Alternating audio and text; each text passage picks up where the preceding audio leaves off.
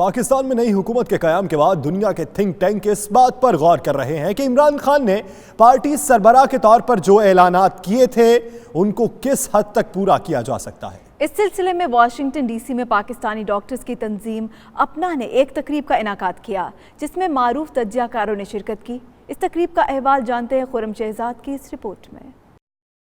پاکستان میں P T I کی حکومت کو برسر اقتدار آئے ابھی 2.5 ماہ گزرے، لیکن دنیا بھر کے سرکردہ تھنک ٹینک اس بارے میں سنجیدگی سے سوچ بچار کر رہے ہیں کہ یہ حکومت اپنے منصوبوں کو عملی جامہ پہنانے کے لیے کون سے اقدامات بروئے کار لائے گی۔ پاکستانی امریکن ڈاکٹروں کی تنظیم اپنا نے اس حوالے سے سیمینار منعقد کیا جس میں ماہرین نے اظہار خیال کیا۔ ماہرین کا کہنا تھا کہ دنیا بھر کے ماہرین معیشت اس بات پر متفق ہیں کہ اس وقت پاکستان شدید مالی بحران سے دوچار ہے۔ گزشتہ 2 حکومتوں کی ناکام معاشی پالیسیوں کا خمیازہ موجودہ حکومت کو بھگتنا پڑ رہا ہے، جس کی یہ براہ راست ذمہ دار بھی نہیں ہے۔ ایسے حالات نئی حکومت کی فائنانس ٹیم کے لیے کسی کڑے امتحان سے کم نہیں۔ دیکھیں، اوورسیز پاکستانی جو ہیں وہ تو بڑے اہم پاکستانیوں کا طبقہ ہے کہ جو کہ نہ صرف ریمیٹنسز بھیجتے ہیں بلکہ ان کا کافی عمل دخل ہوتا ہے جو پاکستان کی داخلی پالیسیاں ہیں،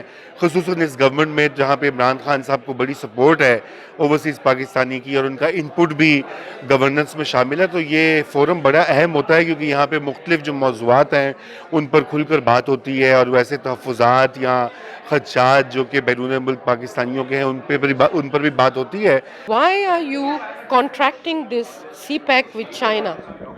We are not contracting CPEC with China alone.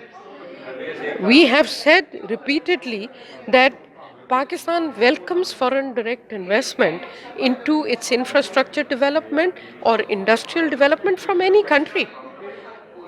The key thing that Chinese also have been saying that we want Belt and Road Initiative, of which CPEC is part, to be a multilateral initiative, which means any country can really invest in infrastructure development in Pakistan. تجزیہ کاروں کا مزید کہنا تھا کہ قومیں کٹھن حالات میں ہی بنتی ہیں یا پھر تباہ ہوتی ہیں۔ پاکستان کی موجودہ صورتحال اگرچہ کوئی خوشکن نہیں، چیلنجز اتنے زیادہ ہیں کہ اکیلی نئی حکومت بھی ان سب چیلنجز سے تنہا نہیں نمٹ سکتی۔ اس کے لیے تمام شعبوں کے افراد اور عام شہریوں کو بھی اپنا کردار ادا کرنا ہوگا۔ Khurram Shahzad, 92 news, Washington D سی۔